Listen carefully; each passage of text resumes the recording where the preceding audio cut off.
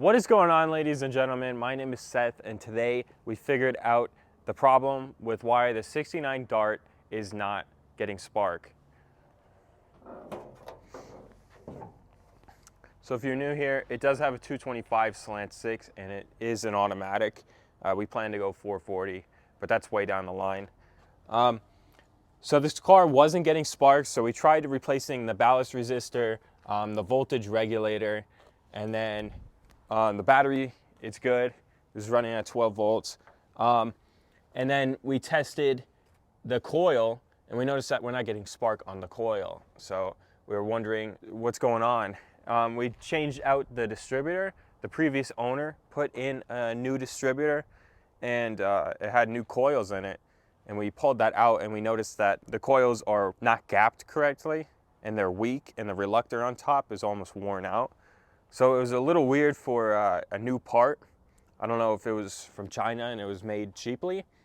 And then we swapped out the cap, the rotor, and then the plugs after that. And we used the old distributor, which we could see why they swapped it out, because it's not that strong. It wasn't creating really that strong of a spark either. It wasn't that good. We swapped out the carburetor also. We got that ultrasonic cleaned and rebuilt from National Carburetors. That works really well. No problems there, no leaks. So then we really dialed it down right to the spark. So we noticed the coil isn't giving spark to the distributor. And we're like, why is that? So then we pulled the distributor and we noticed that the reluctor on top is worn down and the points, the gap was off. And when we closed and opened the points, it would close really poorly. I'll put up a video right now comparing what was in there, the old distributor with the points and then the new distributor with the points. And then also the plastic part that rides on the points to the reluctor, it was really worn down, so it was not making a good connection, which is also why you adjust the points, but it wasn't good. So then we swapped in the original distributor, the Chrysler one, the original, and then we got new points from the auto parts store, and we thought it was all good. So we were wondering, why is it not starting up? Everything was working good. So I pulled the distributor, I looked at the points that we just put in, I took them out, and then put a voltmeter to it with the sound, and I opened and closed the circuit, and the plastic clip that's supposed to isolate the points on both sides, it wasn't isolating them. So the points were constantly grounded, and that's why we didn't have spark. So we were dealing with faulty new parts, which, I mean, that shouldn't have happened, but that's how it was. So that's why it took a long time to figure out the spark, because of this plastic retaining clip.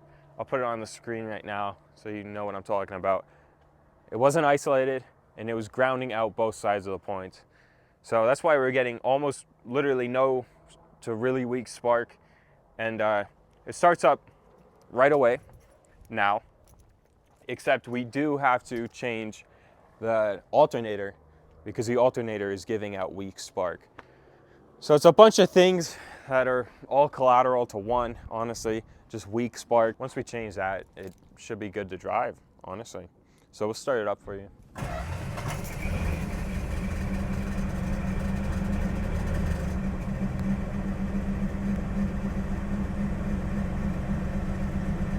So we still have to adjust the carburetor, lean it out maybe.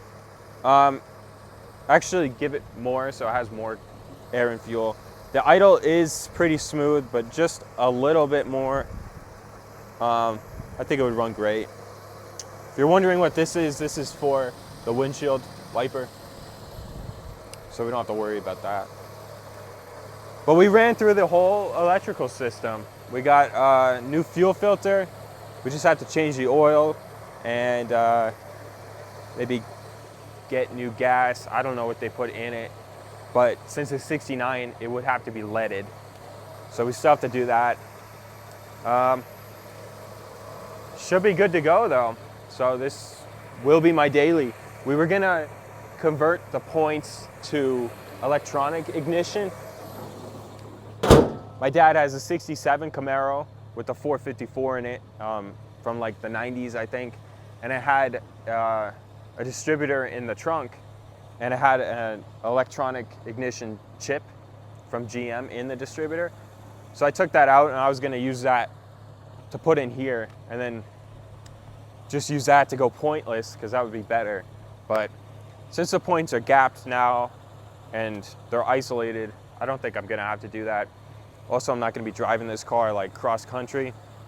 So it's just around town. But let me know what you guys think about this car in the comments down below. I'd love to know what you guys are working on, what your first car was too. That'd be really cool.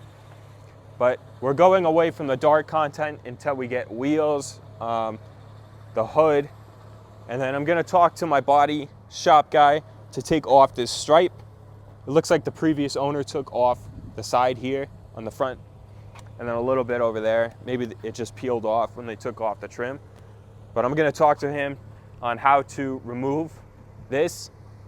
I was trying to use a rubber wheel, but it didn't peel off that well. It kind of burnt the paint in like one spot. So I'm gonna talk to him. If you have any ideas on how to take that off, please leave it down below in the comments. I would love to hear from you. I really want to take it off and put on the bumblebee stripe in the back. I think this is how you center it. Just goes right across. So it's getting there. It'll be a really fun daily to drive around town. So that is it for this video. Thank you all for watching and your support. I love seeing what you guys say down below. And the likes, please like and follow us. See you guys in the next one.